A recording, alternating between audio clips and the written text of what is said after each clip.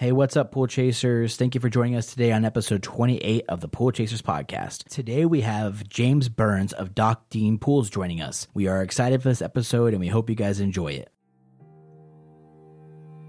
You're gonna look at, okay, how am I using my time? How am I being compensated for my time? And that is, okay, how much am I charging for pools? And if you're going to a place and you frankly hate showing up at the door every single week, I'm not okay. And it's not because of the work, it's because the opportunity cost, right? I could be taking that hour and doing something that is far more valuable than the money that I get from that. And that's when you kind of start resenting things, and that's when you kind of get annoyed that you're having to go somewhere. And that is as well when you start slacking off because you don't feel as motivated to do it.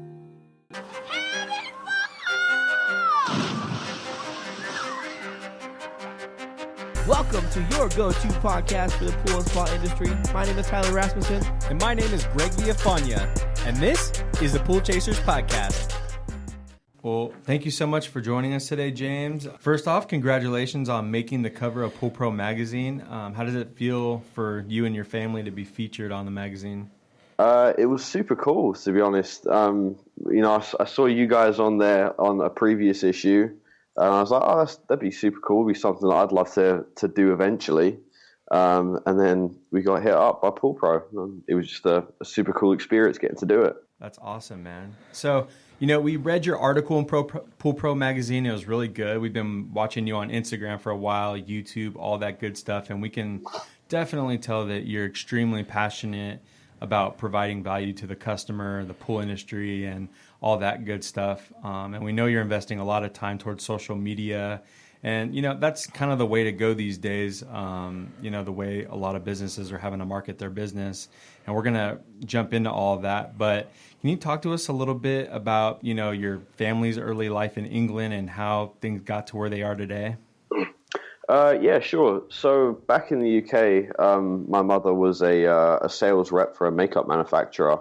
And my dad was a plumber, but like a gas fitter. So my dad worked a lot of night shifts. So during the day, I didn't get to hang out with him too much. And my mother worked incredibly long hours going up and down the country. So I spent a lot of time with my grandparents on that. And then one day they got sick of it. They were like, we decided to have a family. It is just me. I don't have any brothers and sisters or anything. So eventually they said, enough's enough. We want to do something different. Let's move to America. And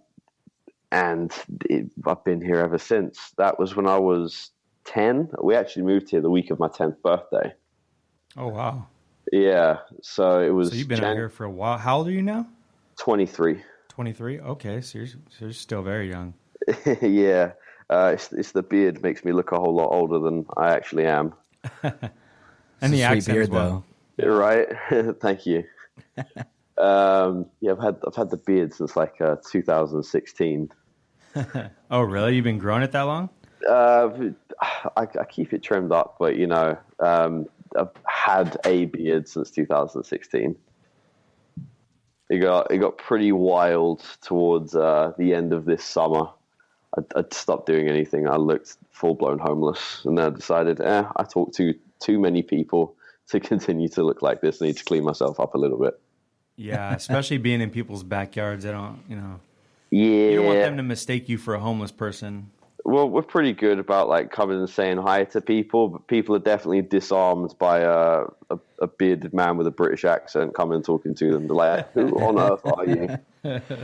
That's funny. So what was it, what was your childhood like? I mean, you came over here when you were 10. I mean, do you remember anything before that back in England? My life in the UK, mostly it was just school, and I got to spend a whole lot more time with my extended family than I do now. Nowadays, they'll come over here and they vacation. We don't ever really go back. That's why I was out last night. I had my cousins in town, so I've got to put family ahead while I can, But my life in England, I think I was too young to really remember anything that happened. Most of my childhood was over here. Sure. And so in terms of what I did as a kid, it's pretty typical, I think. Like, you know, I did sports, I did music in school, I played golf and baseball. And then when I got to high school, I was like, okay, well, I'll play golf because I don't have to be on a team for that, and I can't do a sport and band at the same time. Right. Because I was in marching band. I was on the Drumline, and that's actually something that I still continue to do now. I actually teach kids on the weekends how to play drums. Oh, nice. Were you on the snare or what? Yeah, I was a snare drummer. Well, still am a snare drummer. I competed in the competitive indoor and outdoor circuits. So I competed in DCI and WGI. In WGI, though, that's kind of where my heart is. It's where I still work in. I teach with a group called Infinity Percussion. It's a super awesome place that I really had. I spent 7 years there as a member, and then now I'm in my second year teaching there. Yeah, so Drumline must have been like your favorite movie growing up as a kid. Honestly, I hate that film so much. That could have went one or two ways. Yeah. And it went that way. You know, I love the exposure that it gave to like the activity, but at the same time, like people think, oh yeah, like you do that. I'm like, no, I do something so vastly different. It's like at its core, yeah, drumming, but at the same time, it's like I don't like drumline fights. That doesn't happen. You don't have drumline battles? No, I mean, there's like Nick Cannon's not there? Man, if Nick Cannon were there, I'd still probably try and get a selfie with him, to be honest. I mean, it's Nick Cannon. How can you not? Right. That's cool. So did you do golf much after that too then? I've slowed down on the golf lately. I considered joining the golf team in high school because one of my neighbors was on the team, and I played with him at the same club. And he wanted me to do it. It's like, but if I can't do them both at the same time. So I just kept golfing with my dad when I had spare time. Man, golfing in Florida, you're like a couple, old retirees. There's so many golf courses down here. Yeah. I don't know what it's like out in Arizona. I guess it's similar. But golf courses here in Scottsdale, they're like McDonald's, man. They're on every corner. Right. Every neighborhood here, for the most part, is built around a golf course. That's awesome. It's pretty ridiculous. Nice. So you said you were hanging out with your cousins and stuff. Do you see like a big distinction between just the American friends you have and the people you know here in America versus the people in England? Because, there's a lot of funny stuff out there about people from the UK. Even people from the UK are like, yeah, it's all true, man. We complain about everything and this and that. And it's funny that, it can be a little bit different. Yeah, I wouldn't say so much with my family because obviously I've got the rose tinted glasses on fully with them. But I did get to work with a group of British people over the summer. I took 2 weeks and I went to Pennsylvania, and there was a group that came in that needed some help from a percussion instructor. So I said, okay, like pay for my flight and I'm in. So they covered all my costs and that, and definitely I like the whole complaining thing. I found it. It's like we're in Pennsylvania / New York / New Jersey, and it's like the tail end of summer. So it's in the upper 80s, and these are adults, and they're whining like children. About being outside. I'm like, really? Like, you think this is hot? It's like I work out in 95 degrees of heat with 95% humidity. Ugh. It's like you don't have any idea how bad it can really get, Right. It's like I live in basically the the Florida, I'm pretty sure it's in the subtropics. If we're going off the equator, it's like I live in such a harsh place weather-wise. I know you guys do as well. It's like Arizona's just a giant desert. It's like 104 degrees in the summer, if not higher, right?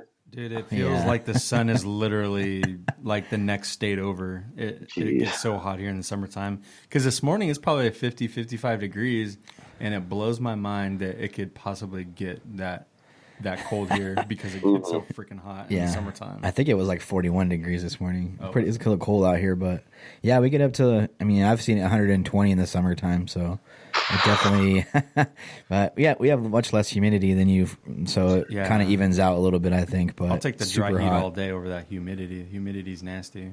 Yeah, I went to Vegas probably 4 or 5 years ago, and it was the first time I'd really experienced that super like arid, dry heat. And I remember walking around, like we went to a 7-Eleven and there wasn't condensation on my cup. It was like the most foreign thing. And like my hands were so dry all the time. And I remember stepping off the plane and like I could feel the moisture being sucked out of my skin. It's like I got like these pins and needles. I'm like, what is happening here? I don't like this. So, hey, bro, where'd you get these cups at? How come they're not sweating? Right? It's like, what kind of thermos magic is this? It's like, I thought this was just a paper cup. It's like, because nothing gets wet out there. That is funny. Go ahead. You mentioned your parents' jobs a little bit. What did they do in England did they have any relation to the pool industry or what? How did that come? Well, my mother technically no. I mean, what she did in the UK, it really funnels into her job really well now because she's the office manager and the accounts manager for us right now. Yeah. And with her being a sales rep back in the UK, it's like her people skills are really, really good. She's really great with people on the phone and with people in person. So huge kudos to her there. It's not like direct in the pool industry, but it's the same realm of work. Yep. And then my dad being a plumber and gas engineer, it's all about piping, as opposed to piping for a water heater. He's piping for a pool pump. It's the similar general ideas, about like flows and all that kind of stuff. Right. So fluid dynamics and different stuff, you kind of understand all that. Yep. The only thing, because I've spoken with him about this a few times, he's like, the biggest thing was learning about the chemistry and learning how to manage chemistry. Yeah. Because everything else is relatively straightforward. Like everyone should be able to figure out what direction water flows. Right. But it's all about maintaining the chemical balance in all of the water and figuring out how different chemicals react and have different responses with different things. Like if you put in sodium hypochlorite into a pool, it's like it's going to raise the pH. So you need to make sure that you're knowing how to manage the pH on a pool, right? Right. So learning all about that was the biggest curve for him. Okay. And that's something that when we came here and we bought the business, the original owner, the reason we're called Doc Dean's Pools is because the original owner, his name was Dean Greer. He left a larger pool company here in like 99, I'm pretty sure it was, and started Doc Dean's Pools because everyone called him Doc and his name's Dean. But when we came here, my parents had bought the business. Dean taught my dad about all of that kind of stuff, about all chemical management, about like what the different systems are and all that kind of stuff, because Dean was a pool contractor. And he was able to teach my dad everything and help my dad get through and get his contractor's license very quickly. Right. So, I mean, why did your parents decide to leave England and move to Florida in the first place? I mean, did something happen and they went over there and decided to jump into the pool industry, or did that happen once they got to Florida? No, they've been vacationing to Florida for, since the 1980s. So they've been coming here for like month stints every year for about 20 years at the time. Okay. And, you know, my mom worked a lot of hours. My dad worked nights. They didn't love their jobs anymore. And they felt like, you know, it's like we've got to make a change and do something. And the choices were to move somewhere else in England. And it's like, well, for the same money, it's like we can try something so radically different and go somewhere so like it was 2004, so it was when America. This was pre-recession, so the U.S. everything it was all rosy and like the what was it the yellow brick road, the golden road. Good. Everything looked awesome. We're recovering from 9/11. Right. So they saw this opportunity. It's like, okay, we can move somewhere in England and keep doing the same kind of thing, or we can just completely change it. And initially, I think they were actually going to buy a lawn care company. It's like, and then they came here and they could have got the lawn care company, could have got the pool company, and they decided to go into pools because I think my dad's brother was doing it. Much better choice. Right. How long do you know how long your dad had to, you know, work with Dean before he could go out on his own? Or was he just was he working? Was this kind of like, once he learned the ropes and understood everything, he would purchase the business? Or how did that work out where he was just working for him? I've got to be completely honest. I don't know. I think it was we had bought the business. We had definitely bought the business because we had to for our visas. So we had ownership of it. And I think we had to keep Dean with us for a bit because he needed a contractor to sign off on his contractor's exam. I'm fairly certain. Oh, okay. Yeah, that makes sense. Now it's even more difficult to get a contractor's license in the state of Florida. I know it's a real pain here. Is it?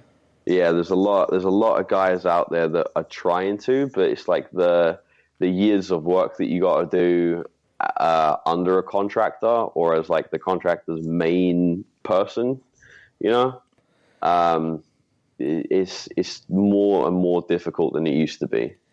Yeah, they made it a little bit more difficult out here too. You got to have quite a few years under a different contractor, and have them sign off on it and stuff. So, do you remember how old you were? I mean, you guys moved over here. You said when you were 10 years old, correct?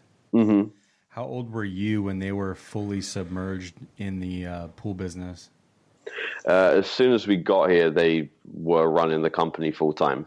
Okay. So at what point did you kind of step in and help out, even just maybe servicing pools or? I've been riding along since I was 10. Oh, really? Yeah. It was what I would do over the summers. Summertime, I would just hop in the truck with Dad and just hang out. So I've been going down to our supply house for 15 years almost now, you know.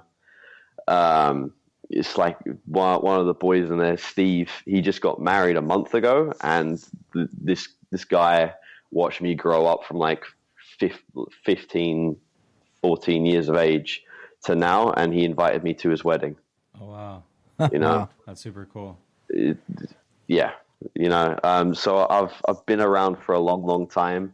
All the other guys that have been around for a long, long time have seen me coming in and out and seen me grow up, and it's been super cool. Right. So what was your favorite part when you were younger? I mean, obviously we know you went to college and things like that. We'll get into that. But was there anything when you were younger that, you know, you did enjoy about being around the swimming pools? My favorite gig has always been anytime I had to get in to do anything. I always hated whenever we had to do like a pump or a motor or something because there's nothing I could really do. I was mostly just like a tool monkey going back and forth. It's like, okay, I need this. Go to the truck, get it. Okay, running back and forth all the time. But I loved any time it's like, okay, we need to change a main drain cover. You want to do it? It's like, I'll supervise you. You know, it's totally fine. And it's like he would check it out as well. But I got the opportunity to like really do something. Oh, main drain covers are the best in the summertime. Yeah, main drain covers. Main drains and lights are my favorite summer job now. You like doing the stuff. I noticed that you like doing the stuff that you do not like.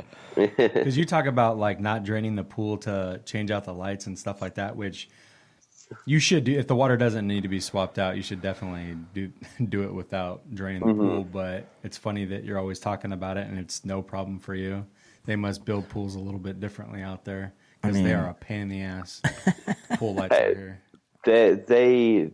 It really depends on where you are. I think I've only ever had 2 lights that I couldn't pull. And then there's been a couple where I haven't even attempted.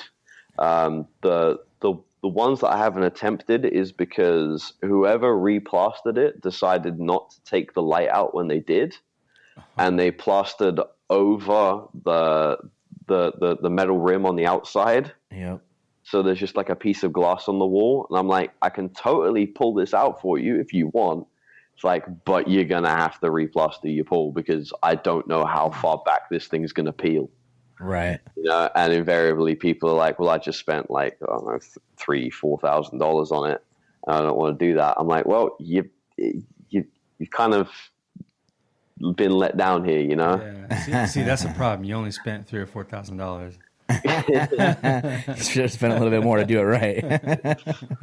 I'm like the anti-light guy. So if I go on any light jobs, they never pull. So I don't go on it anymore. Literally every job, like he'll just like walk on just to see how things are going.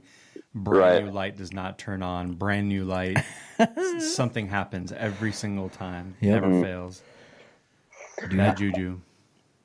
We've got our light system down to a science now, especially nowadays with cell phones being so good. It used to be just a constant yelling because we fish a tape down the conduit when we pull the light through. So we pull like the metal strip all the way through the conduit, and then we hook the new light on and just pull it back.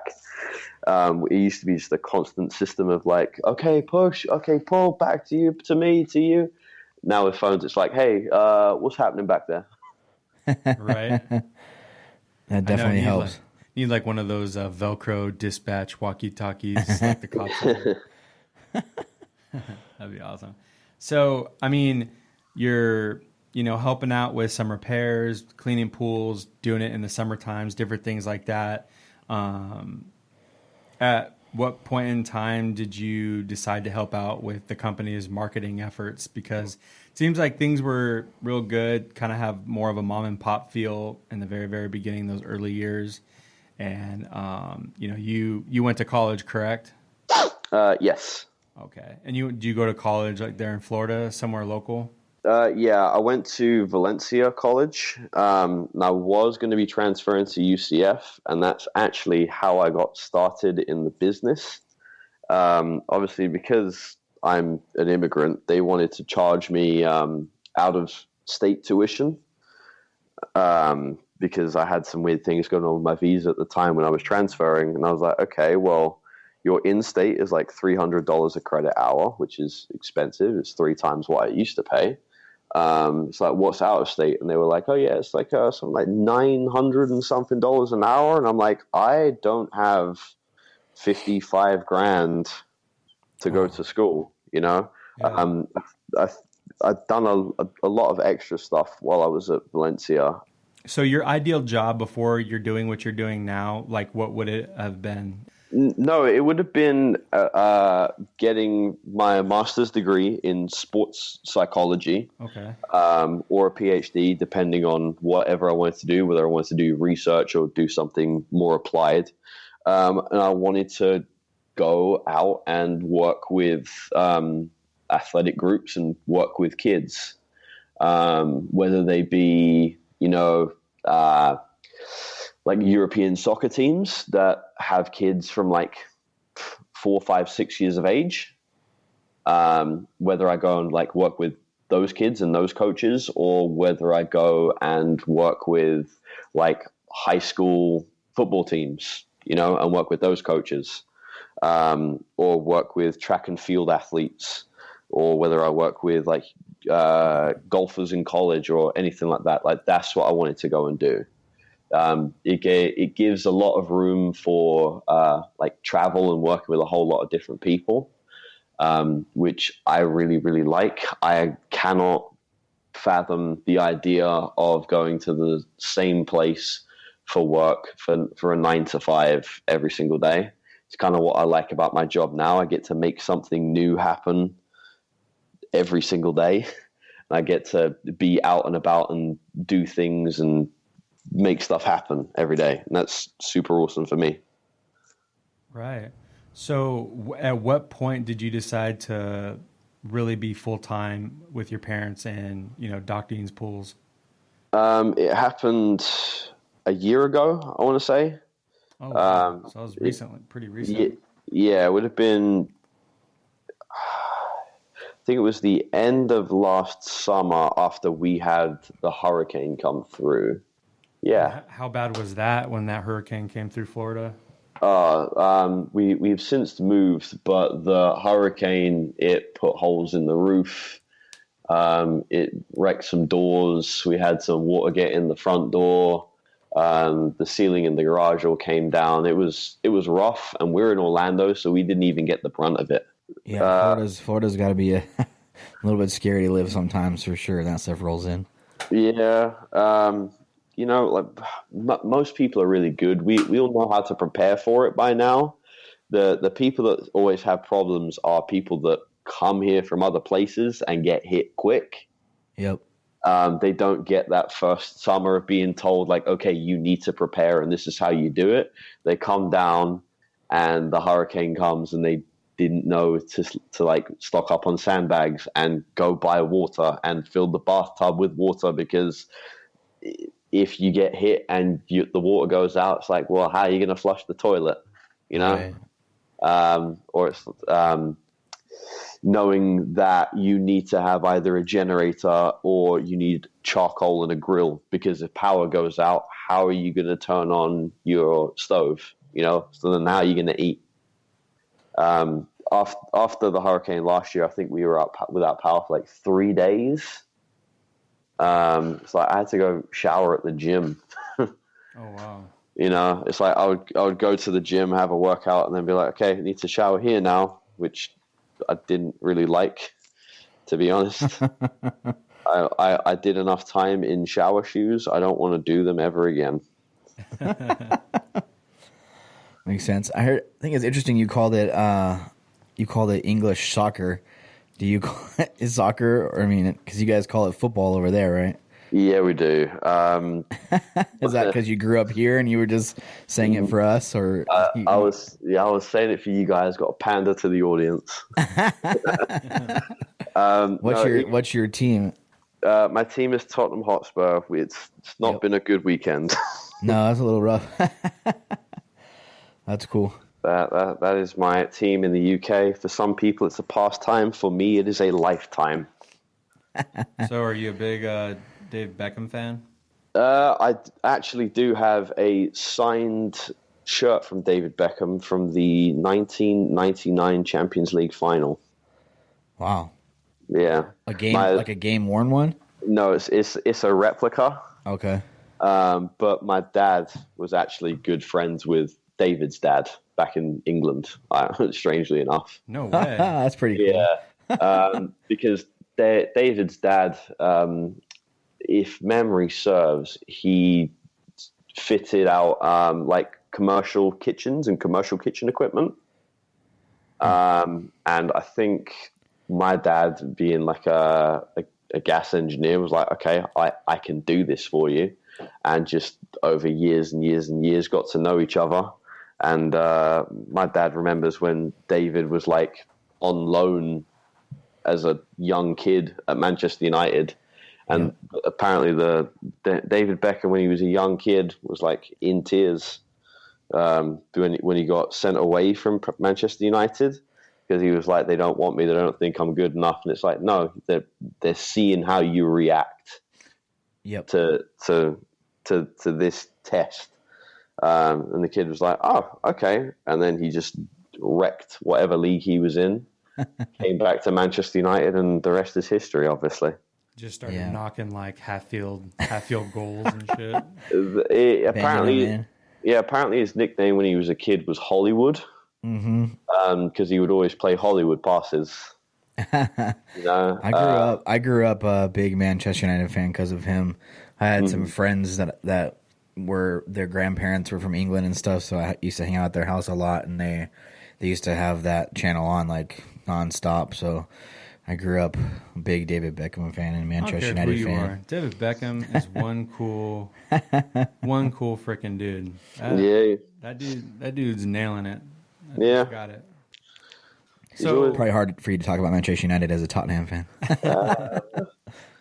I'm just glad that it seems that neither of you are gooners, which seems all right. No. Okay. Good. Explain to what a gooner is for people who don't know. A gooner is a Arsenal Football Club supporter, because they are called the Gunners, and gooner is just a different way of saying it because I don't like them. Because they're all goons. Yeah. Gotcha. It's just... You said it was Arsenal? Yeah. Yeah. The sight of that shirt makes my blood boil. which is difficult when I do work in a touristy area. Oh yeah. And I've got a lot of people in from the UK, and everyone has their team shirts. So I'll be on the deck and be like, "You having a nice day, are you? Yeah, good day, okay." And it's just like inside I'm just seething. I'm like, "Don't say anything, don't say anything, don't say anything." Are you like on Gary V's level when he's like talking about his Jets? The way he feels about the Jets is the same with me and Tottenham. That's why I'm so gassed that he became a Tottenham fan. Like he did. Yeah, he posted a couple of videos of him in the shirt, and I was hitting him up on Instagram. I was like, "Hey, this is history. This is a piece of history. This is a fact for you. This is another one." Just like every single day, every hour I was hitting him with something. That's pretty freaking cool. He's pretty awesome. Dude, he's on a whole nother level with the Jets. I mean, dude, he said, I mean, I know he's just kind of exaggerating a little bit, but he's like, I put the Jets before my family and God, and don't even talk to me. Like on Sunday, he's like, my best friend, I seen him on the field, and he just came up to me. I block him out. I don't even talk to him. He's like, we're enemies on game day. Like if you're on if we're playing each other, like don't even look at me. I'm just like, damn, dude. Like, yeah, his story is about making people cry in the stands and like yelling at old men and stuff is pretty awesome. Like I like watching sports, but the fan culture of some people, man, it's seriously freaking insane. Yeah, I find myself very similar in that vein. I don't have a single friend who is an Arsenal supporter. I cannot see me ever being friends with one, because if you like them, you make poor life choices, and I can't have you in my circle. Makes sense. That's a diehard fan right there. It is what it is. Like other clubs, it's like, okay, yeah, whatever, but it's like Arsenal, no, none of you. None of you. Well, we appreciate you. We appreciate you calling it soccer for us. I tried to give you the cliff notes of that. But it's cool you're so passionate about it, man. You got to have that little, you got to have your hobbies and other things outside of work. And, it seems like you do a lot with your parents and a lot with the job, but it's cool to have something you're so passionate about. Everyone a huge soccer fan? Rabid. My dad is the reason I'm so into it. That's awesome. Everyone knows on whenever Tottenham are on the TV for the 2 hours of time that it is, you don't come near us, because we aren't in a mood to do anything other than focus on this. Does your dad get like loud? Yeah.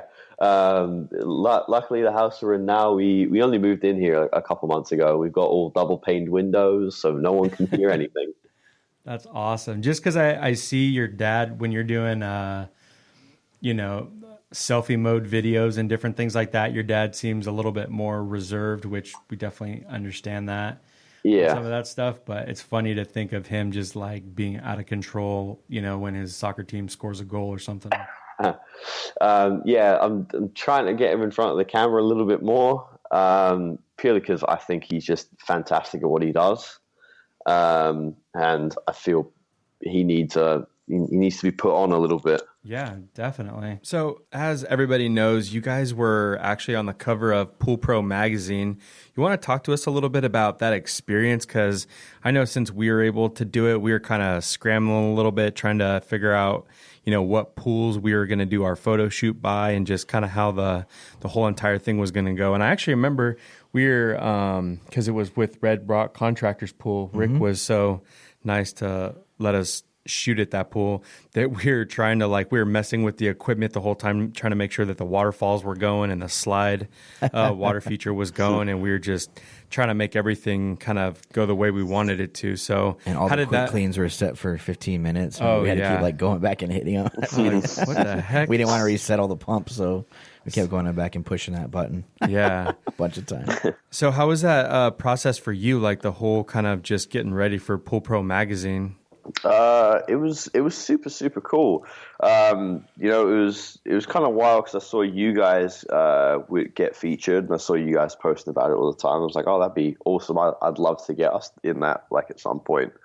And then while I was thinking about it, I got DM'd on Instagram from Pool Pro, and it was like, hey, we're doing features on different companies. Are you interested?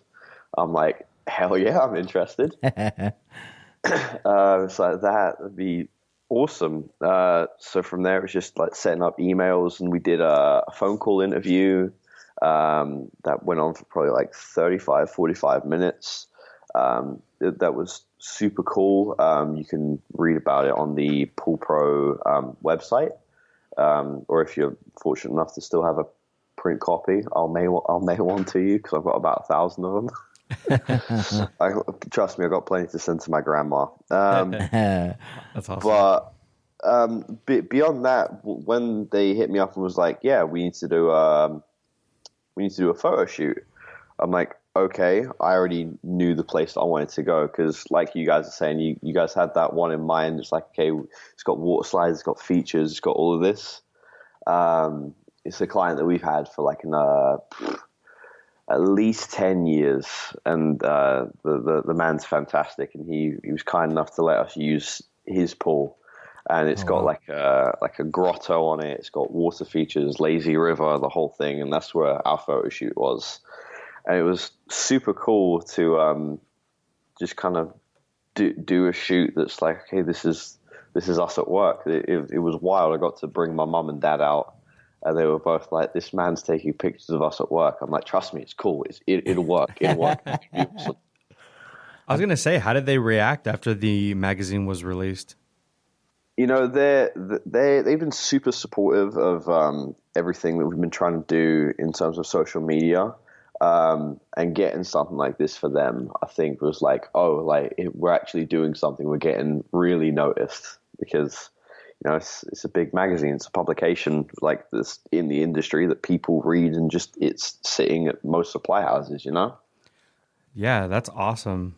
How'd your dad take it? And he's just doing, or was he just treating it like a job? Like, let's get this pool cleaned up, and I guess they're gonna take some photos of us. He acted like it was no big deal until the photographer got there. Then it was the biggest deal. So, shit just got real. Yeah, right. That's he must have thought that was pretty cool, though. I mean, he's been doing it for 20 years or so, and starts getting pictures taken of him and stuff. Yeah, he's been in it since we moved here in 2005. Yeah, I think we moved January 2005. I think we came here. So you've been doing it about 13 years or so. Yeah.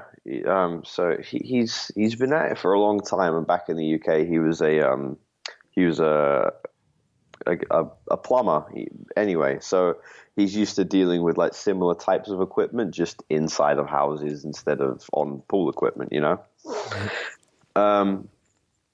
But like I say, when the photographer got there, it became a huge deal. And he was like, okay, got to make sure we look right. Let's go to this place. This will look good, and do that and go here. I'm like, okay, Dad, now you're taking charge of this. All right.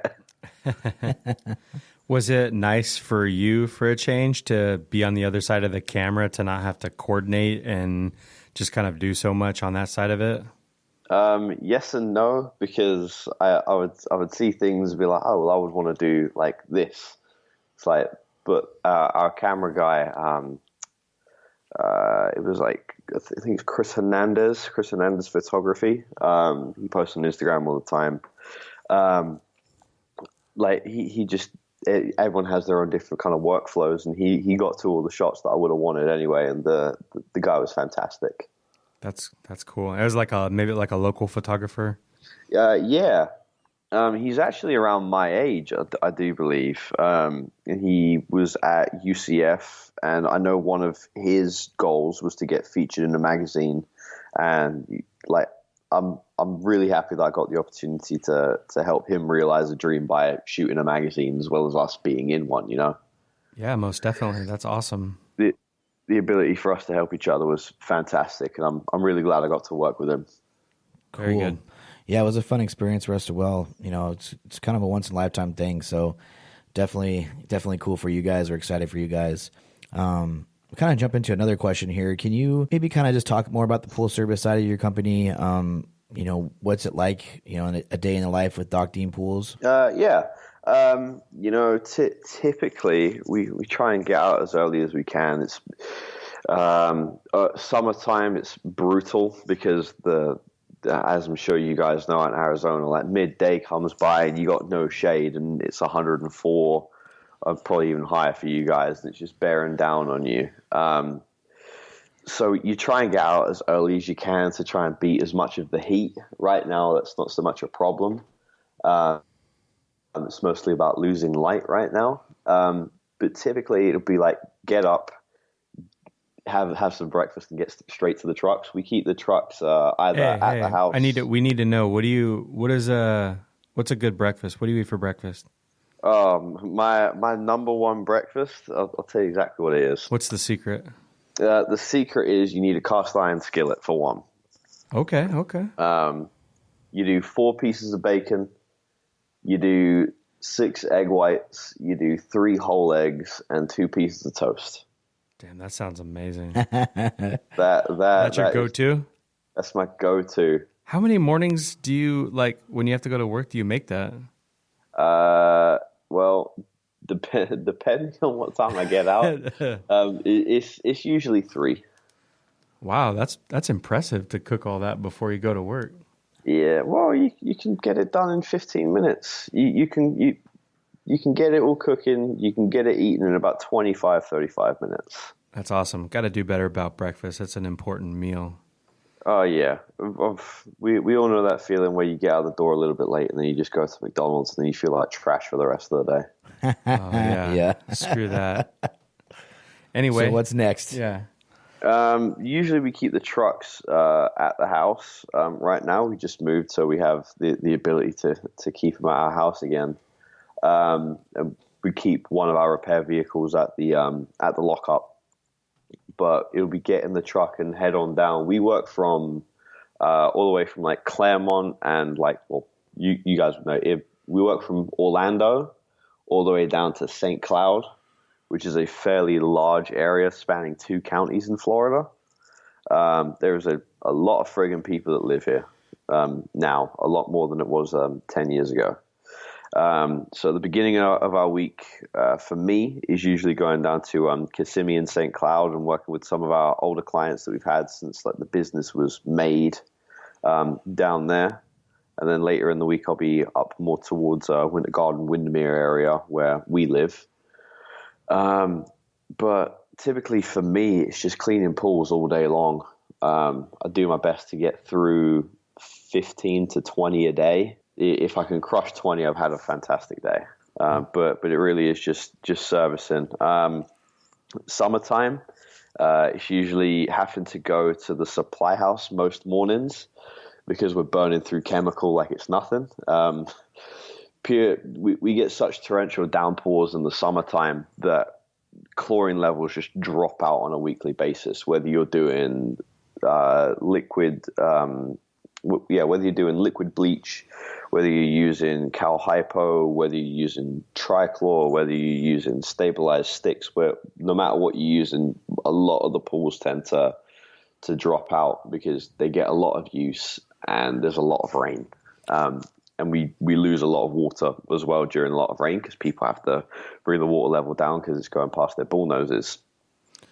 So usually every morning it's going to the supply houses, filling up on chemical, trying to see what we need for the day. We tend to stick to liquid chlorine. Over the summertime, we will tend to carry a little bit more like calcium hypochlorite with us, purely because you can get a lot in a very not large amount of space. You know, you can get a 50-pound bucket, and that takes up nowhere near as much space as an equivalent in liquid chlorine. Sure. So are you using stabilized tabs too, or you mostly just use liquid? Both. It really depends on the pool and it depends on the situation. The longer you have a pool, I feel like you kind of figure out what works and what doesn't with it. You got some clients that having stabilized sticks. 1 week they won't be in it and it'll be fine. 1 week they'll have a party and it'll be trashed, you know. And you just have to know what you're getting into each time. We tend to lean towards using sticks for the majority of everything. But like I say, there are some pools that we have that we just know to keep topped up on liquid because it gets you that initial hit that's much quicker than the tab is. Because the tab's going to take a few days to dissolve before we get back. And sometimes it doesn't even dissolve all the way, you know? Yeah. Whereas with liquid, you're going to get that initial hit where if you have a pool that gets a fair amount of usage, it's going to be best for you to deal with. Right. So you're the second person I've heard like this week talk about sticks. So you guys have sticks there? We don't really have sticks out here. We have more like the tabs. Are they like, do you put those in a floater too, the sticks?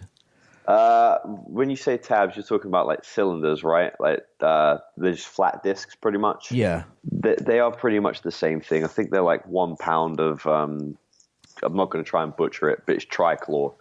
It's got like triazole. So it's still trichlor. You stabilize with CYA, basically similar. Correct. Yeah, it's the same thing. Just the form factor is slightly different because it needs to fit a different size of chlorinator. Do those come in like 50-pound buckets, or because those would take up a lot of space for us? Those 50-pound buckets. Does it come differently? No, 50-pound buckets. Yeah.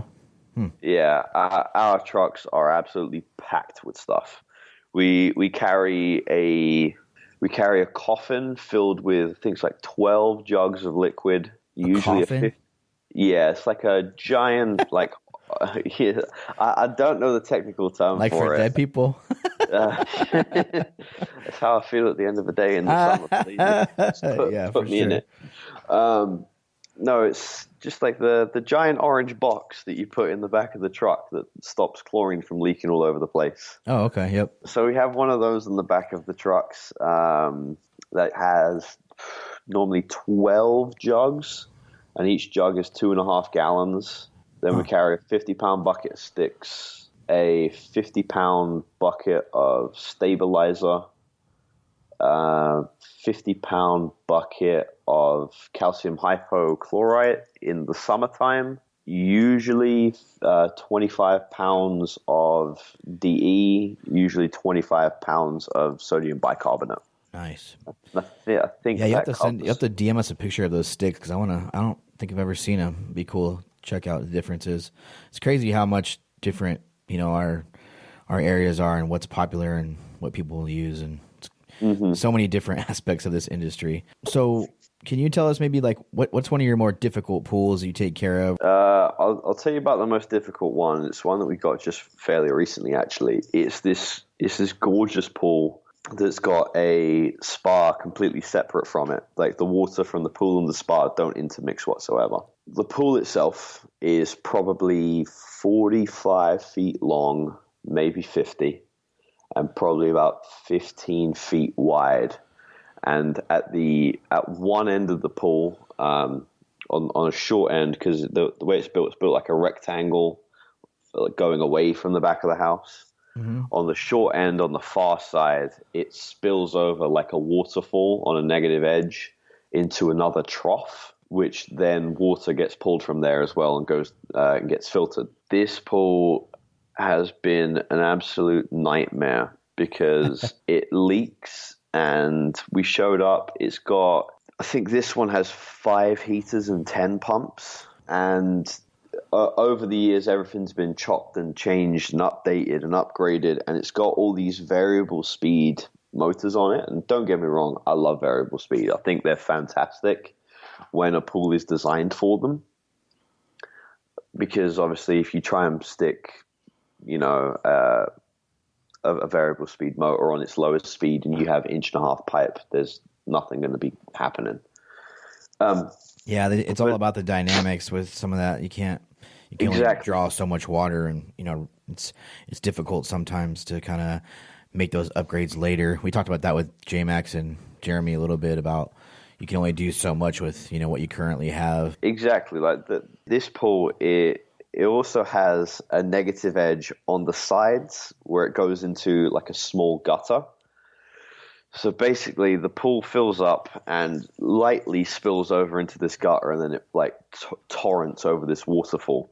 Huh. And on the gutter where it goes up, they rolled the surface to the very top, and it rolls over. So you have maybe 1/8 of an inch of surface. So you have like 1/8 of an inch of water going over this surface. So any time that there's any kind of sunlight or wind, the evaporation is just horrible off of this thing. Oh yeah, for sure. Because it's so thin and there's so much surface area, it's just it evaporates like it's nothing. And the leveler system that it had was broken, and with all the pumps not working right because they aren't hooked up to the automation correctly, and they're variable speed and they haven't been programmed right. And you have all of this water loss, and then you have a spa that's completely separate from the pool, which has similar issues in that all of the equipment is wrong and hasn't been programmed. There's structural deformities and the thing leaks like a sieve. So the worst pool I have is definitely, in terms of logistics, the amount of time I have to spend somewhere just to be like, okay, what's wrong today? This one for sure. Yeah. Do you think you guys are charging properly for that one? Because I think sometimes we got into a couple of situations where we did like an original bid, and we were like, yeah, we could probably do it for this, and realize later on down the road, that we're spending an hour, and one of either Greg or I have to actually service the pool, and we were not charging enough money. It's kind of difficult at that point to even change it with the customer. So do you feel like you guys priced it right, or is that something you kind of deal with too? No, I think we priced it right. We've had a little bit of a change. I don't know if maybe it's the economy doing well and people not bulking, or maybe it's us and how we are now as a company. But we've really gone away from pricing jobs to get the work. Right. We price everything with that's what we are worth. That is what my service is worth to you. Because frankly, if you take us on, you ain't going to worry. For sure. And it's not me trying to be bold or brash. It's like if you go with someone who's advertising $49 a month on the side of the road, you're getting $49 a month from the side of the road. Absolutely. Whereas us, we've been state contractors for the entire time the company's existed. Yep. And Mike has been one since pretty much the first year that he got here. I think he did like, I don't want to say how quick he got it because frankly, I could get it wrong, but he's been a pool contractor as long as I can remember. So we have experience. We've worked with everything comparable. This is what my time is worth. And that's good. If a client decides to pick it up, fantastic. You're like, frankly, you're welcome. For sure. I think when we started Brothers initially, everybody does it. You have to get the jobs and get the work. But as you start transitioning into becoming a more well-known company and you do things right, you do things correctly, the clients, like you said, aren't going to have to worry. You have to start as a company, and we've talked about this before, but as a company, you have to value your time and value your work, and you need to start, charging for that. So we obviously the last couple years have done a very similar thing to that, where we only take on pools that we call, brothers customers and brothers pools, and that we, only ones that have cleaners in them, ones that are going to cooperate. When we do the full on bid, Greg goes there, does that full on bid. We walk them through, they replace everything we need them to replace, so we're starting off right. So everything lines up perfectly, and they understand, and we understand, what that contract is or agreement is, and, it's all much better lined out. But, it's definitely what other companies need to start doing so we can kind of raise the bar in the industry, is similar things to that. Once you've established yourself, really figure out what your time is worth and take that to the bank and have, let the customers know, you're not going to have to worry, and this is why. And like you said, if you're paying for $49 pool service, you're going to get $49 pool service. Mm-hmm. For sure. It's also a case of like when you have someone working for you and doing the work, that they're going to get on it. They're going to get on and they're going to do the work. But if you're a smaller company such as ourselves, you're gonna look at, okay, how am I using my time? How am I being compensated for my time? And that is, okay, how much am I charging for pools?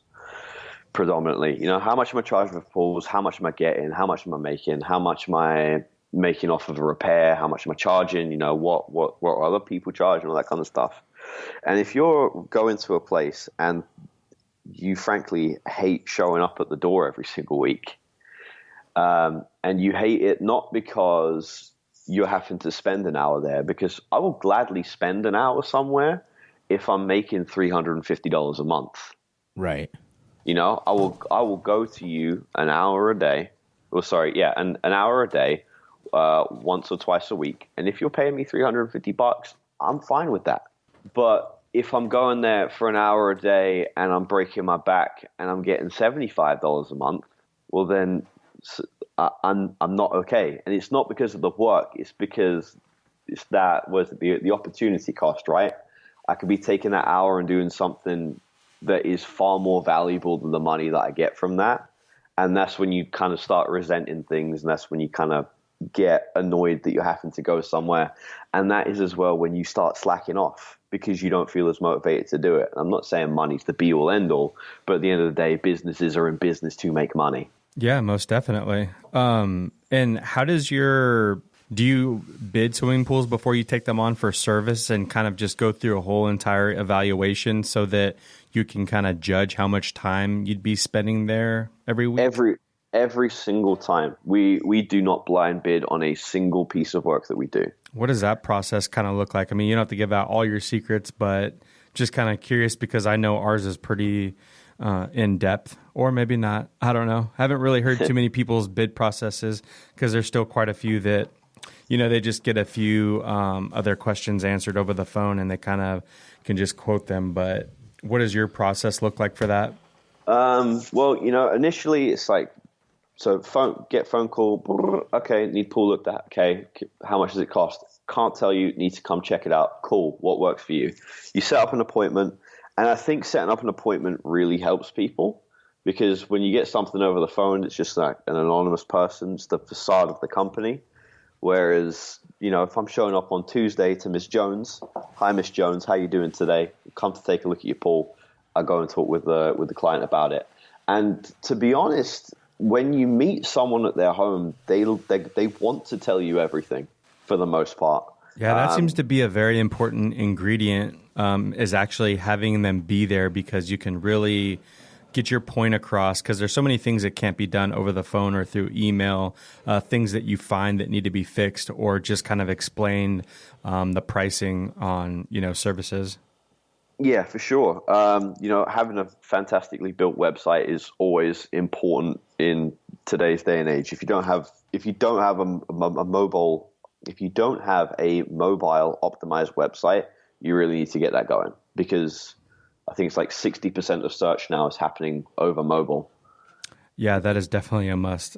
You know, you just have to do it, and that will help get people to call you. But what I find that once you're at the client's home, they want to tell you everything because they've usually called you because something isn't right. They want something done, and they want the best value for their money as well. You know, just like you want to work for the right people and you want to get paid and you want to charge the right amount, they want to make sure that they're spending their money correctly.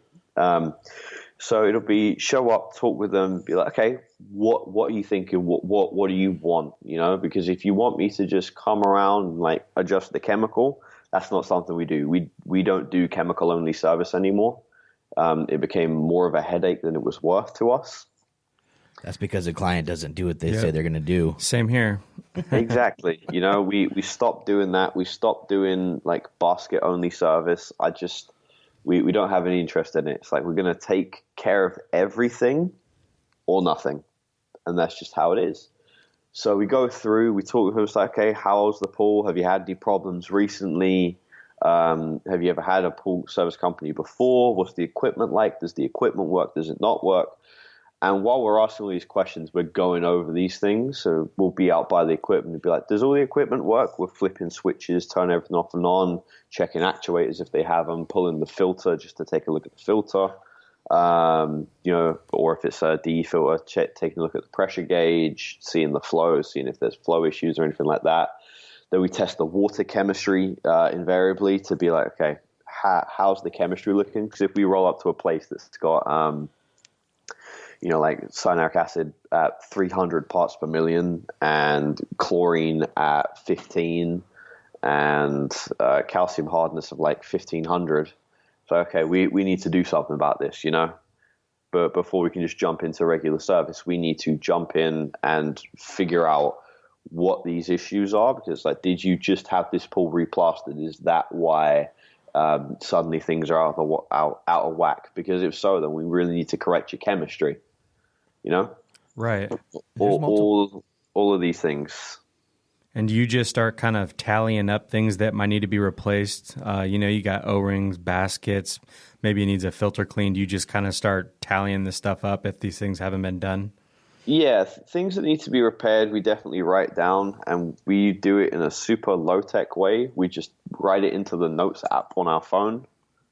Oh, okay. You know, just bullet point it. It's like, okay, motor, 2 horsepower, filter, 1200 cc. What else? Like valves, air leak, all on front side. You know what I mean? Yeah. All these little things. Just write it down, because the pricing and all that. It's like I'm not expecting myself to remember the pricing for everything off the top of my head, because it seems that the prices in my supply house are going up almost daily now. Like we just had like a 15, or was it 10? I think it was a 10% price hike on every single thing that we buy. Yeah, that's a big problem around the country, I think, too. We had a pretty significant one as well. Yeah, and it's like I can't expect Mike to know everything offhand. So it's like we write down all these things, order of importance. It's like if your pump's dead, okay, well, what's dead with the pump? Is it spraying out water? Is it cracked? What's the deal here? It's like, okay, you need a new 2 horsepower motor. The office will call you back today with the price on it. You know, but we prep everyone for what they need. Definitely. Because in our evaluation, we don't like to do the evaluation and hold all the keys, so to speak.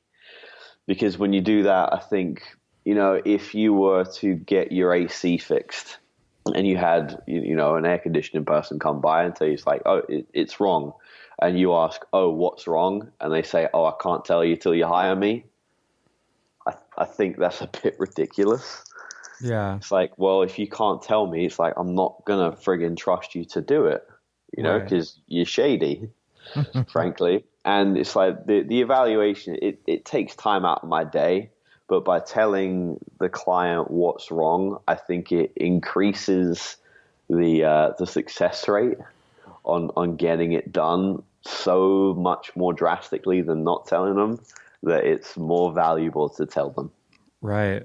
So do you ever just kind of seal the whole entire deal there on the spot? Just because, we noticed with our business was that, we had a better rate for sign up when, we went back to the vehicle with all the numbers, put everything together, gave it to them with a service agreement and an auto pay authorization form, and they just kind of did everything right there on the spot. That way they get the service, you get the filter cleans, maybe a new cleaner, all the O-rings, new floaters, baskets, because it seems like every time you go to one of these bids, regardless of, them being with another service company, there's always a ton of stuff that needs to be replaced or just kind of serviced. Yeah. You know what, Greg? You make a great point with that bid process there. Bids are super important to us at Brothers Pool Service. While we're in the field doing bids, we always use our favorite program, Jobber. Jobber's been part of Brothers Pool Service for about 2 years now, and we use it every single day. It's changed the way we do business. You input a customer, you have the ability to put the address, phone number, email, also things like gate codes, and if there's dogs on the property, or if it's open access, or if you should knock on the customer's door. So it's super convenient, and it makes you feel comfortable as you go to the door on these bids. Once you enter the customer information, you can then set up a request. This request function is awesome because you can set a reminder to yourself on your personal calendar that you have a bid. You also have the ability to email the customer then and let them know, hey, I will be there between 8 and 10 a.m. on this date. So once you're actually at the bid, you can input all the pictures into the CRM. You can then either turn it into a quote or a job. The quote is an awesome function that allows you to send a quote, take deposits right there for future work, or you can turn it into a job right away if you're going to complete the job the same day as the bid. So it has the ability to take payments on site,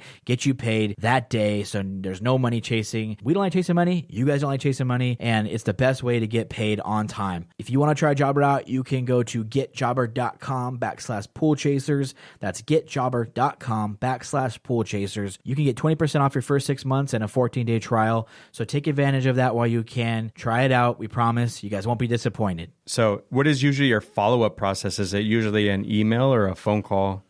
It's typically a phone call. If we lock it up right there, it'll be like classic handshake. It's like, okay, we'll get an email sent to you, confirming everything, and we'll get Amanda to call you in the office to go over the pricing of everything that you need. Because we can price out pool service there and then.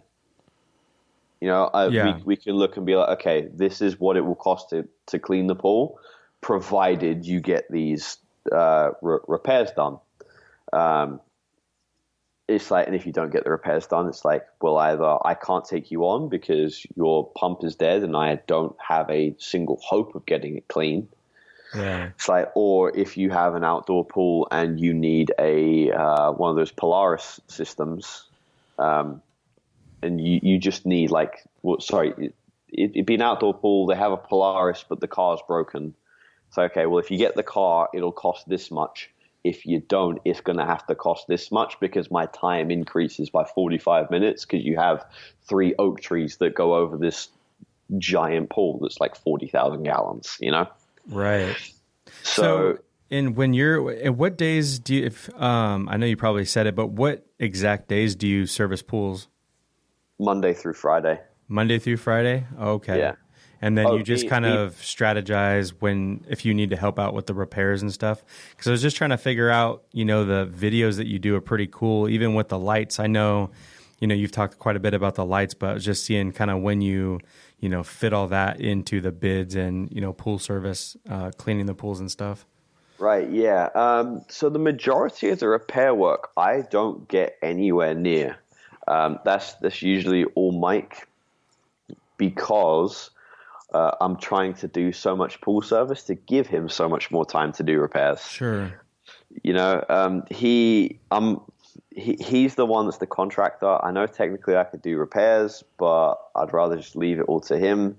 It's the part of the job that he loves. I know he doesn't like cleaning pools.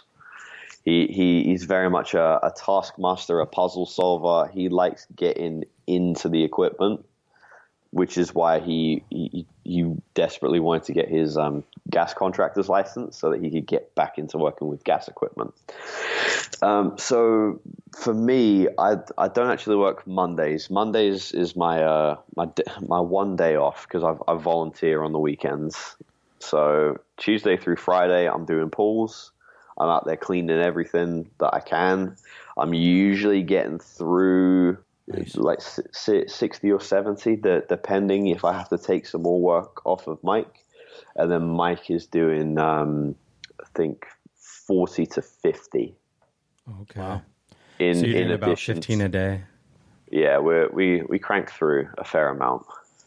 I think one thing we mentioned that we're talking about when we're talking about the like bid process is that everybody should really take advantage of that. We realized, about 2 years into it that we were missing out on a lot of money by not doing the bid process properly. Like Greg was talking about, you can usually get O-rings, baskets, sometimes cleaners, if motors are loud or things are leaking, you can get plumbing jobs. I mean, you got to make those clients understand the value of having the pool run efficiently. And, that also helps our team take on pools that are working properly. But, one thing we didn't do the greatest, and I wish we would do better, is kind of take advantage of the money in our own backyards. A lot of times we're used to getting phone calls for repairs, and we'll go do the repairs, like a one-off jobs. But I think if people are missing out, as we were, a lot of money on our own backyards. So take the time to kind of when you have the time and you're there, you're already doing it. You're already going to take 10 minutes of your time, so take an extra 15 minutes, go through everything, go through the O-rings, check each one, because that only makes your job easier, but it also has a lot of return profit value for that. And, our own backyards, and I've heard it from several other companies, like we're missing out on opportunities as a business in our own backyards. So, that's a good thing. We also created, a giant price sheet that took months and months that we developed because, like Greg said, we realized that we had a much better closing rate if we tried to close the deal on site. So, we gave it this big list of what we priced it out. Obviously, with stuff changing at the supply house, you have to kind of update those. That can take some time. But when you get a big list of things that what the prices are and you're confident in the prices and things, you seem to have a much better closure rate for us, for sure. Yeah, I'd agree with you on that. That isn't quite how we do it. It's very similar, but with the price sheet and all that kind of thing. I'm trying to get access back into my supply house's online database, because they do have a database that tells me how much all their equipment costs. Right. They just are the team that put it together. Like the application's great, but whatever the login portal is just doesn't work. That's tough. Yeah. So to anyone else, I would totally recommend, if you can, get involved somehow in whoever you use. I'm pretty sure SCP has something similar. Yeah, they have Pool 360 online. Yeah, we use Gorman Company, which is a division of Hajoka. That's who we go through.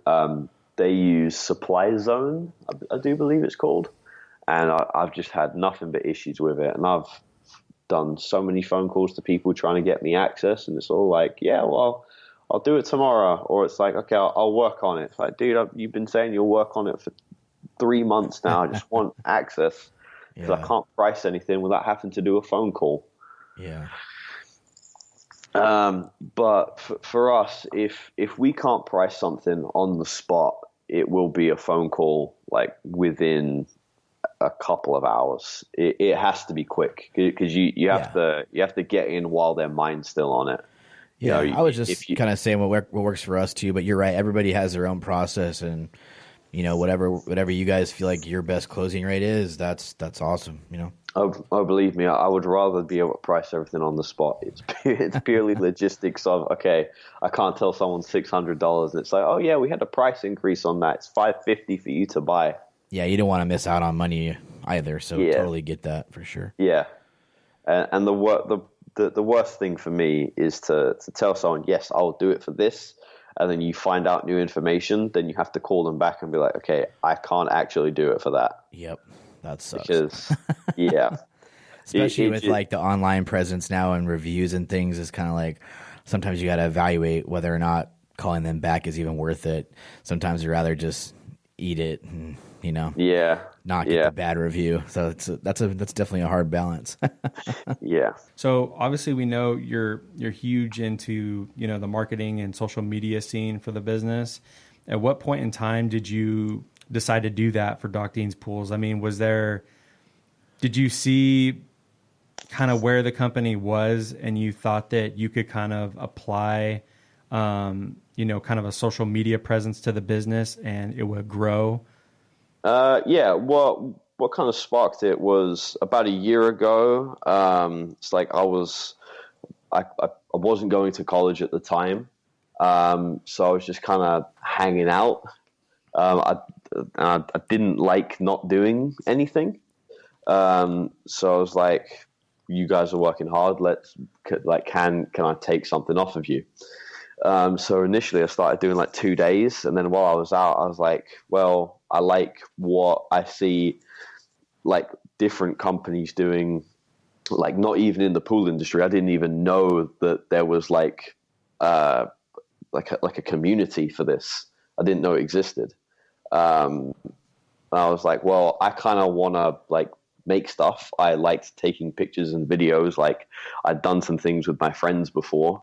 I was like, well, maybe I can use the company as a bit of like an outlet for me. And then it's like, it can only be positive if I make good stuff.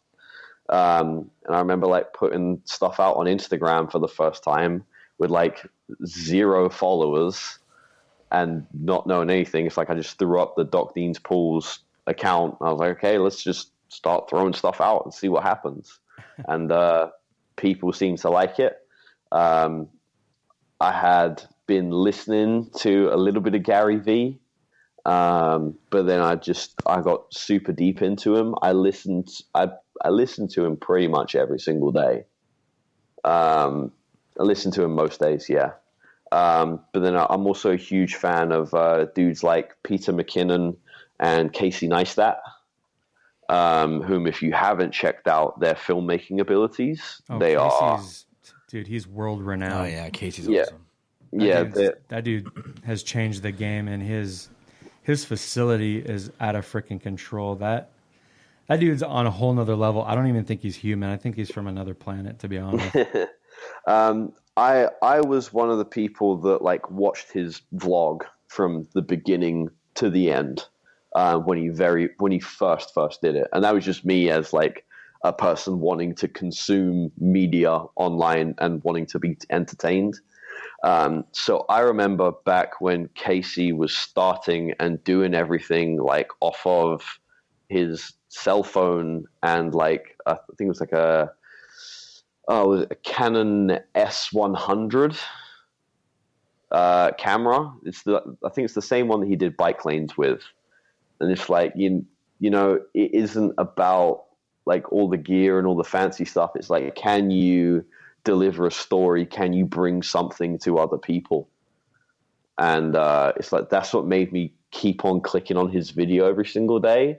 The fact that it's like, I felt like I was entertained, obviously, but then as it went by and I wanted to like do some more stuff, I'd be like, okay, well, I like how he did this. Let me try that. Or it's like, I like how he does like this kind of scene where it's like he'll put like the camera inside the door and then he'll like obviously walk out and then come back in and do the dialogue. It's like little things like that I made like a couple of films with my friends just for like me to have. It's like we started doing the same thing and it was just super awesome.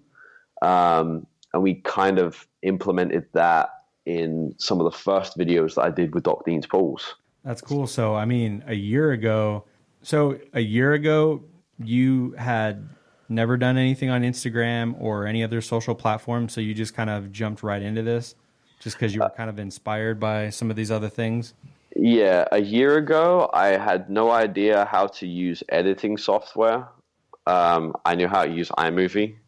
And then, I just decided like, well, this is something that I think is fun. Let's just go with it and see what we can do. And I think the reason it's seemingly working is because I just try and have fun, and into having fun, like make something that other people would also like, and something that helps maybe teach people a little something along the way. Yeah, definitely. I think you do a good job at that. And, as you say, as time goes on, you'll just get better at it. Did you have any idea? I mean, even where to start? Did you start on YouTube, Facebook, Instagram, Twitter? Where exactly did you start?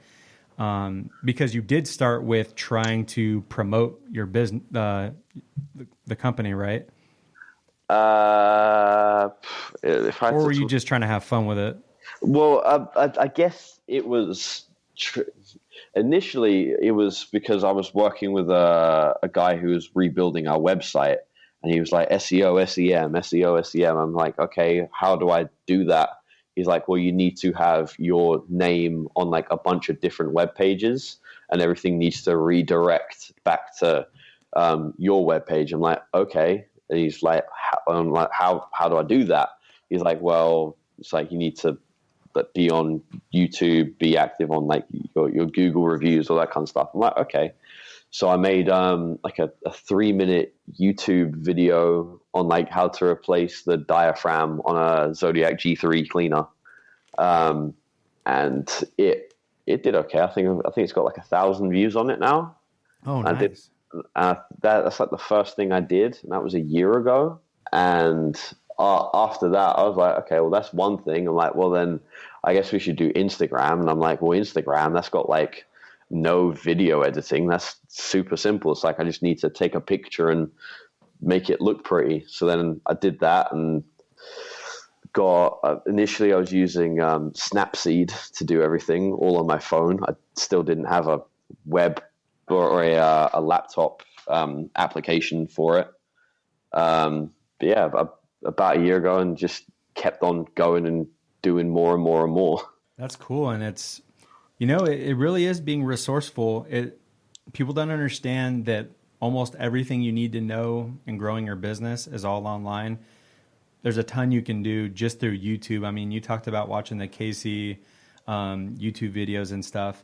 It's crazy because that guy he'll be very blunt and tell you to stop wasting your time creating these videos that don't go anywhere. You're buying a very expensive camera, and you think because you have drone shots and all these different shots that this video is going to go viral, and that's not the case. You have to have a call to action at the end, and there needs to be a script, and there has to be some type of emotional connect for people to actually watch it and not want to bounce out. You want to have them have some kind of connection to the video, and he'll teach you all those things. But don't even want to say thousands. There's millions of videos out there on how to help you do anything from podcasting to using hashtags on Twitter and Instagram, and how to use Facebook correctly, and how to do ads, how to work your SEO, how to work your WordPress, all these different plugins. I mean, you pretty much type anything on YouTube. It's like, especially if you're visual, me personally, I'm extremely visual. So if I can see something, actually moving and working, I'm going to get it. And it sounds like you're kind of the same way. Definitely. I agree with you on all of that. Particularly when it came to advertising, like all the other stuff, because I don't have to spend any money on production. Like my phone does everything. My phone is paid for. I have my laptop. I recently upgraded to the Adobe suite. So that's like $25 a month because they gave me like an email promotion. So I've got like the full Adobe. So I pay like $25 a month. So I feel good about just making a whole bunch of stuff and trying to figure out what works and what doesn't work, because there's really no risk, with anything, which I find incredible, because I feel like a lot of people don't start because they're scared of stuff. But when it came to advertising, because I was like, okay, I now have like a dollar amount to spend, allocated to like, okay, I need to spend this to make more business happen. I spent like days straight watching videos, and it's like, okay, this is how you do tracking tags. Okay, this is how you optimize for ad placement. This is how you figure out the proper keywords to use in keyword search. This is how you make sure that you are converted, all that kind of stuff. I spent probably about a week sleeping about 4 hours a night, just trying to cram in as much stuff as I could. Myself, I definitely have quite an obsessive type of personality. Once I get into something, it's head down, and there's absolutely nothing that distracts me from it. So that's what I've kind of enjoyed about the business, because there's so many things to bury my head into. It's like there's always something new to happen. Yeah, this is a awesome industry to do that in, because there's so much room for new education and new ways of doing things. It's pretty crazy. It's wide open to do pretty much whatever you want to do. Yeah. Like I say, I've been around just in the Florida scene for a long time, in like the area of just generally Central Florida. And there is hundreds of thousands of people that live around here.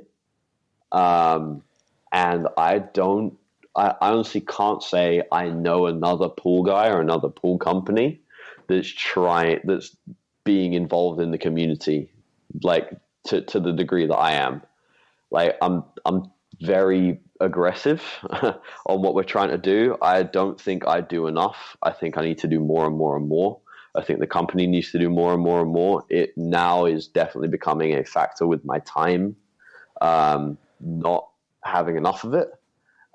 So we definitely need to hire somebody new soon. Definitely sound like a Gary V follower. But I got asked him, I think it was Pool Pro. They did another interview with me for like a column on like, do you want a store or not? Because I was obviously very much, I'm not, how do I say it? I'm not in favor of our company getting brick and mortar for a shop. I would love to have like a giant office space. That would be sick. But in terms of a store, I wasn't so keen on it. Oh God, I've lost my train of thought. What were we just talking about? I just said you sound like a Gary V follower. Yes, sorry, bringing it back. When it came to the store, she was like, well, what's growth to you? Because for a lot of people, growth is getting a store.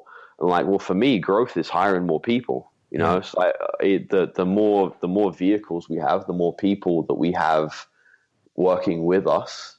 It's like that to me is growth, not like I have this landmark. It's like, no, I want people doing the thing with us, and you know, helping people and making people happy, right, and giving them a product and a service that they want.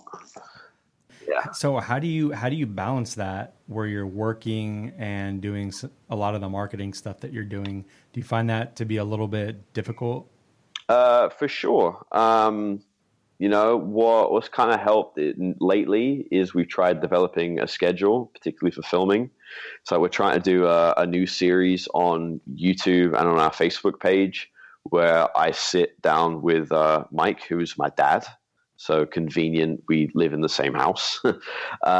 It's like we sit down one night and we'll knock out like 1 or 2 videos talking about like a specific subject. It's kind of just like straight to camera, interviewee style. And I think our first one, we just talked about all things chlorine. We got one going up on Wednesday, which is the 5th of December, which is all about like prep periods for like a resurface, you know, the 7 days after you fill up a pool and how to set it all up and all that. So getting on a schedule has really helped with that. But then it's like any amount of time I have that is free during my work day is filled with doing other stuff. Or it's filled with doing marketing and media production. I don't drive my truck. That is my mother, Amanda. We've had to make the office mobile. So she drives, and then while we're in between houses, it's like I'm going through my camera reel on my phone, pulling everything into Lightroom, trying to throw stuff up, maybe taking it into Spark to put like some image overlays or something over it to make it cool. And then it's like, okay, I've edited the picture. Awesome. Now I've got to go back to work. Hop back in the truck. Okay, what's the caption? Because I'll be thinking about the caption while I'm at the pool. Come back, and it's like I don't waste time during my day, you know? Yeah. So for those of you that don't know, that's some good advice right there. Spark, if you actually sign up with Adobe Cloud or just Adobe, you can actually download Spark for free, and there's tons of layouts, fonts, different things. If you're closed for Christmas, you know, you can just put a blank background or put your company logo up and put some really cool type up, which is a really cool feature because you can kind of just pick the dimensions you want for whichever social platform, you know, you want it to fit on. So all of that is, it's not like, you know, back in the day when you had to pull up Photoshop or, you know, Lightroom, which are still two very good, you know, applications to use, but, you know, things like Canva and Spark make life a hell of a lot easier. Yeah, if I had to recommend any like free apps for people, I would definitely recommend, Spark, like Spark Post is fantastic. I would also probably recommend Snapseed for any like kind of picture editing. And then if you are trying to do videos, you could, like, if you have a Mac, you are fortunate in that you have iMovie, and iMovie is a fantastic piece of free software. Oh yeah. And especially for what you do, I think for anybody that wants to showcase them cleaning a pool or doing a repair and you want to do it super quick, I don't even know if people understand that you don't need, because if you're trying to generate something maybe every week, every couple weeks, or once a month, and you just want to slap something up and make it look, you know, just good, not like out of this world, but just good. Yeah, iMovie is pretty insane. You can make something happen in less than an hour, you know. It's super great. So let's talk about a little bit about your tech talk thing, because I saw the first one. I thought that was pretty cool. Yeah, that's what you're talking about, sitting down with your dad, right? Yes, that's the one. So what's the idea for that? Where do you think you're going with that? Well, the idea for that was I just wanted to try something different. I wanted to employ Gary Vee's content model. And I know this is kind of like super Gary Vee centric, but I just genuinely, the guy gives out some of the best advice. Well, and you don't have to preach to us because we're huge followers, and I don't know if you saw, we just saw him live too, like last week. So I followed you guys on the Snap, sorry, not the Snap story, the Instagram. Story that you guys were doing there. Yeah, the IGTV. We put his whole talk up on IGTV. Oh, I haven't seen that on IGTV. I need to go over there and take a look. Yeah, we recorded his whole entire talk and clipped it up actually there at the show and put it up. You're working fast, aren't you? But yeah, I wanted to employ his content model some way. And I was like, well, I want to do like a vlog style video.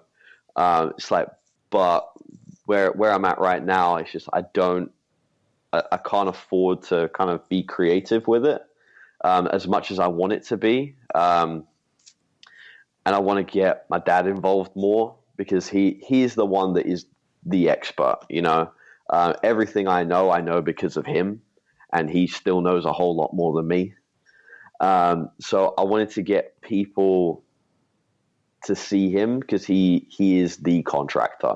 You know, like I feel like I speak relatively well in front of a camera, and you know, it works. But I want to get him out more because I feel like he is such a wealth of knowledge. And by just from the first video that we did, so I just kind of scripted it out a little bit. It's like, hey, these are the points that I want to hit. You know, we're going to talk about this, and it's like we're just gonna go deep, and if we start veering off, we'll pull it back by getting back to one of these like main 5 points or something.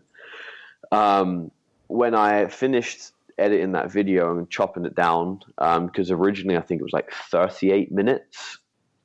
When I chopped it down, I went through on a notepad and I was like, okay, what other things can I pull from this? And I was like, okay, quote at this time from this time.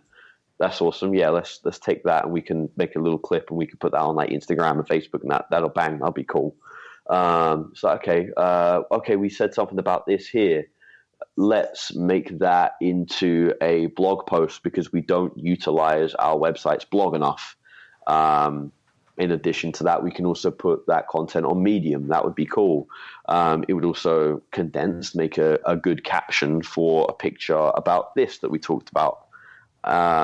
So that's kind of why I started Tech Talk, because I wanted a means of streamlining our production and making it possible for me to get more content out on a specific theme faster.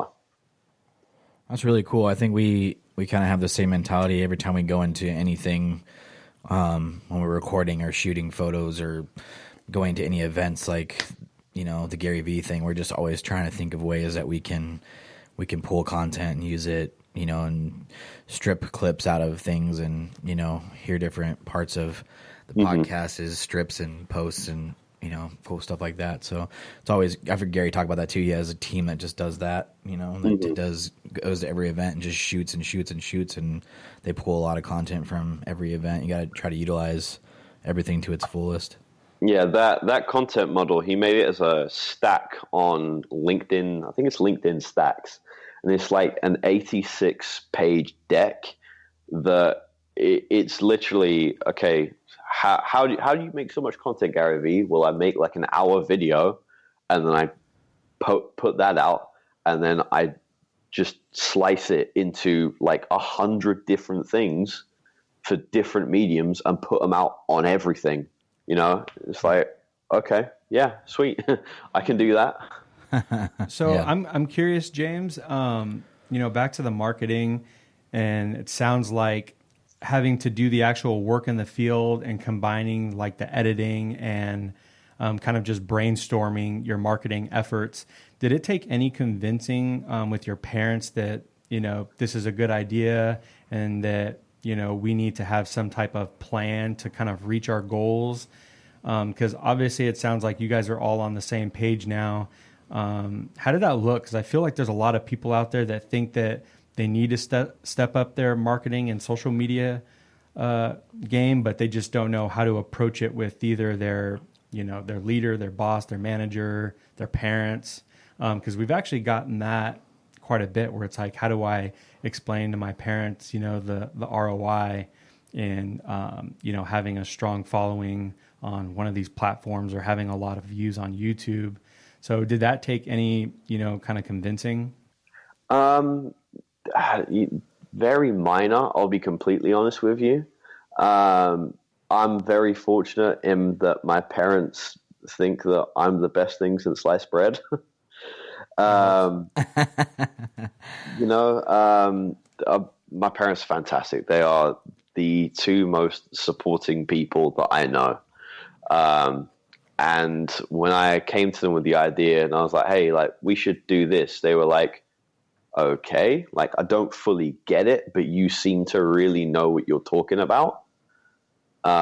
So it's like, how does it work? I'm like, well, I'll just basically take pictures and put them online and people like them. And it's like, and we were told as well, it's like, it helps the SEO. And they were like, SEO, awesome. I know what that word means.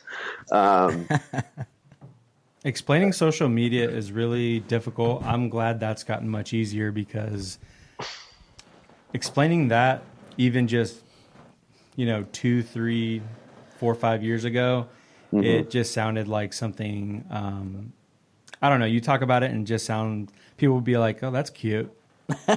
Yeah, right.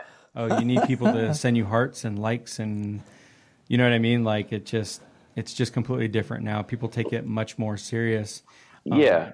So do you guys have like meetings once a week or every couple weeks and kind of lay out kind of some goals, and you kind of go over, pictures and videos and different things that you would like to do so that you guys can reach more of your goals? Really, I've got absolute totalitarian control over that. If it's something where I am not confident in what I say, if I think I may have misspoken on a specific subject, I'll run it by Mike, because he's the one with the contractor's license. And if I put something out there that is frankly just wrong, it's like it's not a good look, because it is still his kind of reputation out there and the reputation of the company. I was going to say, how do you go about that? If obviously you've worked so close with him that you're kind of a product of him in a way, where the things that you do you do them because of the way he taught you how to do it.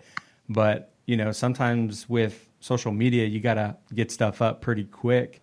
Do you send him a video, or you just work side by side and you say, hey, how does this look to you? Is this all pretty accurate? Because I know, you did an automation video and it was probably, I don't know, like 5-10 minutes long. It was on the IAQA link. Yeah, well, most of the time on that one, he was with me while I was filming everything. Oh, okay. So he didn't say any. If ever I say anything on camera, he's like, "Hey, like no, like that isn't quite it," or it's like, "Well, could you say it this way?" Yeah. I always do that, And do you like that help, or do you take it like? Did you ever used to take it like, I know what I'm talking about? No, because I know that he's far more astute than me at this job. It's like he's the one that's been doing it for 15 years. I'm still green. I just have a lot of tenacity for it. Right. That's cool. Which I think that video was really cool. I like the way that you shot it, and I think you definitely have a personality for doing those type of videos, and that accent sure helps. I need to get one. Just go to a speech pathologist and you can learn. I can do one, but not for... It kind of changes into other accents. Yeah, it always turns into an Australian accent. Starts off well. No doubt. That's funny. Do you guys have any goals for the near future? Maybe like getting into an office space or anything like that? No, not getting into an office space. We just got our home office like kind of set up. My desk is an absolute mess right now. There's cables everywhere. It's a mess. We need to clean it up. But no, I don't think we have any ambition of getting into an office anytime soon. I don't think we need the overhead just yet. What I want to do is we want to hire someone in the immediate future. We want to get somebody in to do a few days a week at least. We've really streamlined like our routes, so it is handled between just the three of us. But we need to get someone because his time is becoming more and more precious. So I guess immediate future, the plan is hire a new tech to do training with me, and then slightly longer term, it is to get. If we're talking, are we talking like numbers of accounts? What are we talking here? Yeah, just kind of. Because I know you guys were, your mom's taking calls and doing things like that while being in the field. And sometimes it's nice to just have a nice office space where either hire a receptionist or your mom's in one central place, maybe a desktop computer where it's much easier to input customer information and different things like that. Yeah, I get it. I want to get her out of the field full time. I want to put her back in the office. I want to get her back in the office full time, and I want to get someone or some people to take the load off of my dad. I want him to stop cleaning pools and to like just be able to take off like a half day a week, because he works too damn hard for his own good. Yeah. And so I'm assuming if those are some of your goals, you need to have more pool service accounts, you need to have more repairs coming in. Is that why there's been a real, big push on the social media? And I'm assuming you guys are on Yelp and Google and, all those other platforms to help drive in those leads. Yeah, we do well on Google. The push on social media is more, I want everyone in this area, whenever they think it's like, I need to get something, it's like they already know who to call, and it's us, because they see us on Facebook all the time. Or it's like, if you see my video on Facebook, because I don't know, your cousin liked it, and then you go and you search online, like on Google or wherever, and we pop up, it's like, you know us, it's definitely something that has helped us tremendously with new clients, particularly like we just did a resurface job for a woman.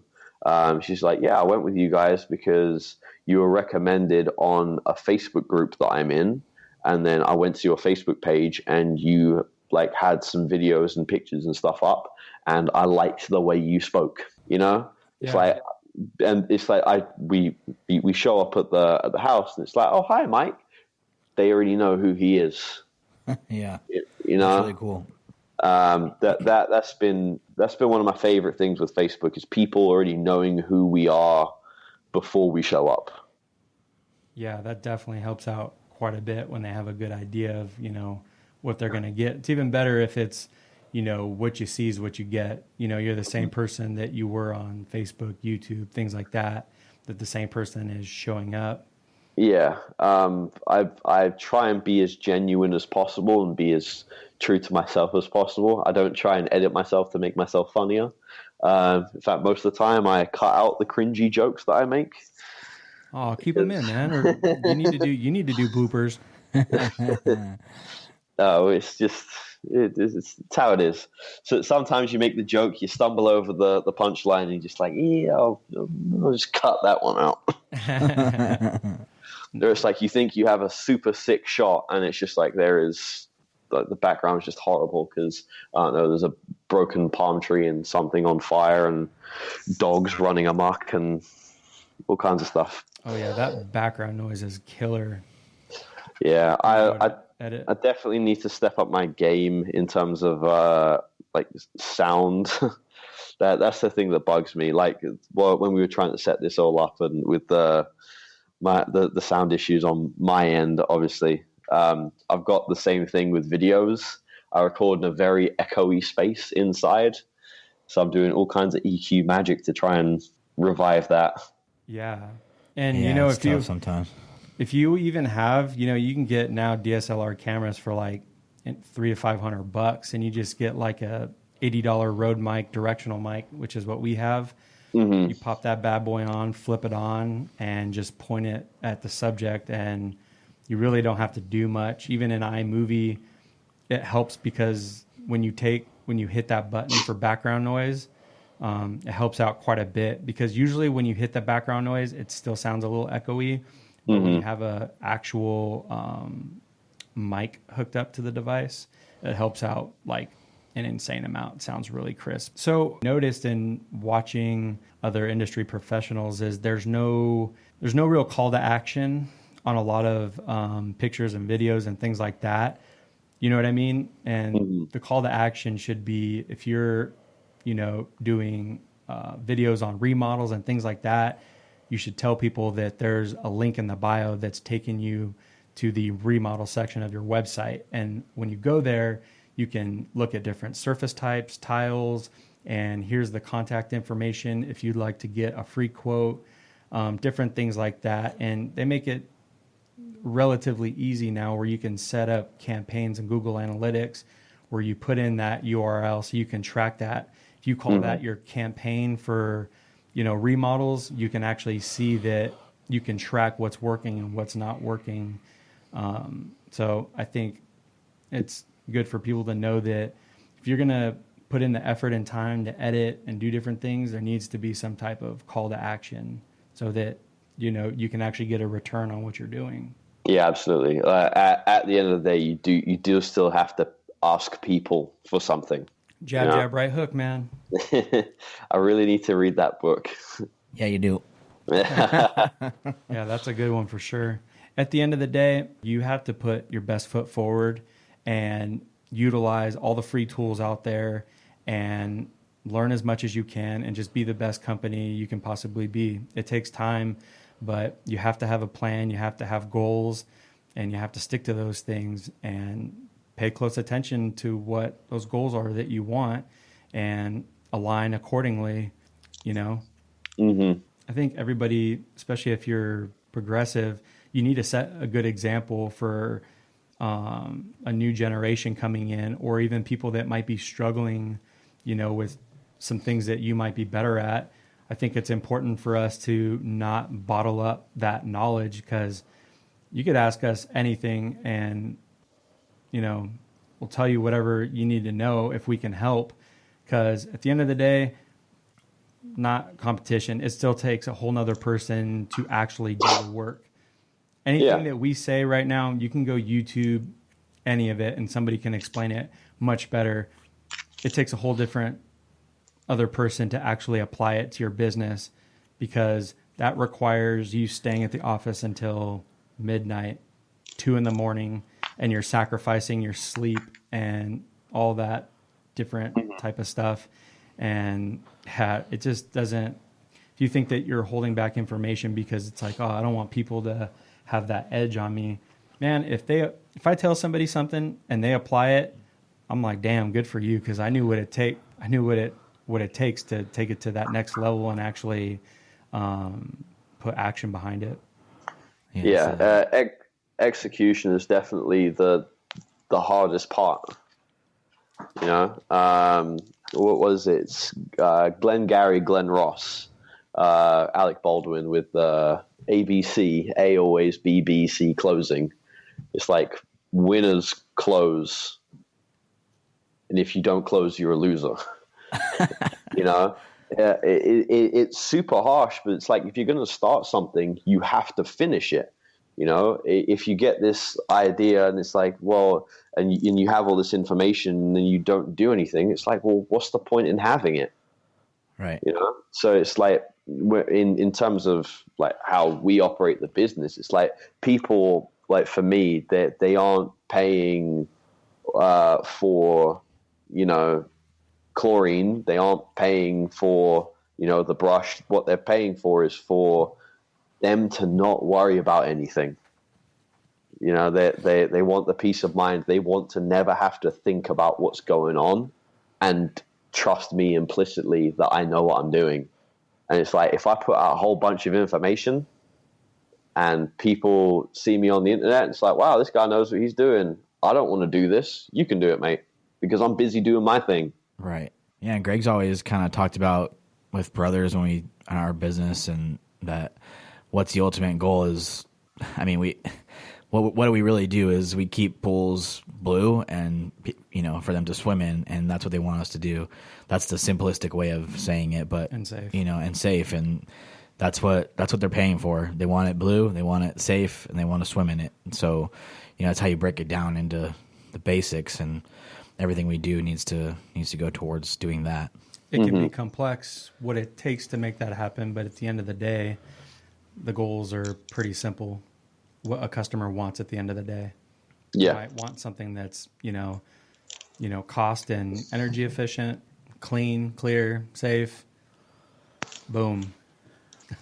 That's it. That's it. Absolutely, yeah. Is there anything else that you want to add today, James? To everyone listening, if you wouldn't mind checking out like our Facebook, Instagram page, and maybe YouTube as well. YouTube, we kind of put the same videos that we do on Facebook. Yeah, this has been awesome. Okay. Well, where can what's your website? What's your Facebook, Instagram, all that stuff? What's your handle on all those so people can figure it out? And we'll put it in the show notes so that people can actually click on the links to go there. But if you want to just kind of share those, through this. It'd be awesome.